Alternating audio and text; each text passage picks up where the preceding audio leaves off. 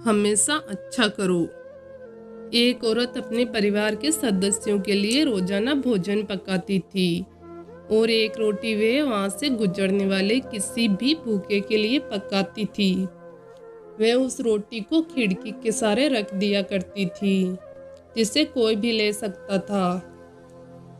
एक कुबड़ा व्यक्ति रोज उस रोटी को ले जाता और बजाय धन्यवाद देने के अपने रास्ते पर चलता हुआ वे कुछ इस तरह बड़बड़ाता, जो तुम बुरा करोगे वे तुम्हारे साथ रहेगा और जो तुम अच्छा करोगे वे तुम तक लौट के आएगा।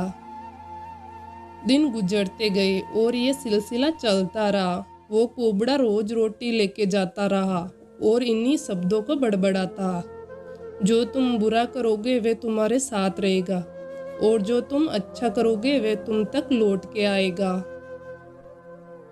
वह औरत उसकी इस हरकत से तंग आ गई और मन ही मन खुद से कहने लगी कि कितना अजीब व्यक्ति है, एक शब्द धन्यवाद का तो देता नहीं है और न जाने क्या क्या बड़बड़ाता रहता है, मतलब क्या है इसका। एक दिन क्रोधित होकर उसने एक निर्णय लिया और बोली, मैं इस कुबड़े से निजात पाकर रहूंगी। और उसने क्या किया कि उसने उस रोटी में जहर मिला दिया जो वो रोज उसके लिए बनाती थी।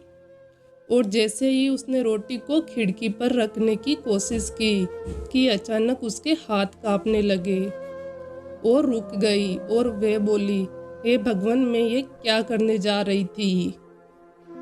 और उसने तुरंत उस रोटी को चूल्हे की आंच में जला दिया। एक ताजा रोटी बनाई और खिड़की के सहारे रख दी।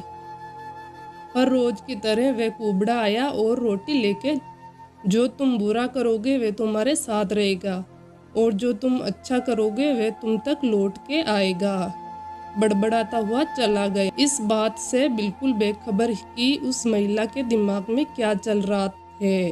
हर रोज जब वह महिला खिड़की पर रोटी रखती थी तो वह भगवान से अपने पुत्र की सलामती और अच्छी सेहत और घर वापसी के लिए प्रार्थना करती थी, जो कि अपने सुंदर भविष्य के निर्माण के लिए कहीं बाहर गया हुआ था। महीनों से उसकी कोई खबर नहीं थी। ठीक उसी शाम को उसके दरवाजे पर एक दस्तक होती है। वह दरवाजा खोलती है और भुचकी रह जाती है। अपने बेटे को अपने सामने खड़ा देखती है। वह पतला और दुबला हो गया था, उसके कपड़े फटे हुए थे और वह भूखा भी था। भूख से वह कमजोर हो गया था। जैसे ही उसने अपनी माँ को देखा उसने कहा, माँ, यह एक चमत्कार है कि मैं यहाँ हूँ। आज जब मैं घर से 1 मील दूर था मैं इतना भूखा था कि मैं गिर गया, मैं मर गया होता। लेकिन तभी एक कुबड़ा वहाँ से गुजर रहा था। उसकी नज़र मुझ पर पड़ी और उसने मुझे अपनी गोद में उठा लिया। भूख के मारे मेरे प्राण निकल रहे थे। मैंने उस खाने को कुछ मांगा। उसने निसंकोच अपनी रोटी मुझे ये कहकर दे दी कि मैं हर रोज यही खाता हूँ, लेकिन आज मुझसे ज़्यादा ज़रूरत इसकी तुम्हें है, सो ये लो और अपनी भूख को तृप्त करो। जैसे ही माँ ने उसकी बात सुनी, माँ का चेहरा पीला पड़ गया और अपने आप को संभालने के लिए उसने दरवाजे का सहारा लिया। उसके मस्तिष्क में वह एक बात घूमने लगी कि कैसे उसने सुबह रोटी में जहर मिलाया था।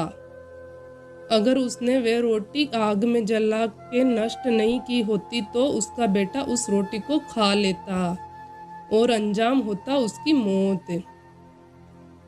और इसके बाद उन शब्दों का मतलब बिल्कुल स्पष्ट हो चुका था, जो तुम बुरा करोगे वे तुम्हारे साथ रहेगा और जो तुम अच्छा करोगे वे तुम तक लौट के आएगा। शिक्षा, हमेशा अच्छा करो और अच्छा करने से अपने आप को कभी मत रोको, फिर चाहे उसके लिए उस समय आपकी सराहना या प्रशंसा हो।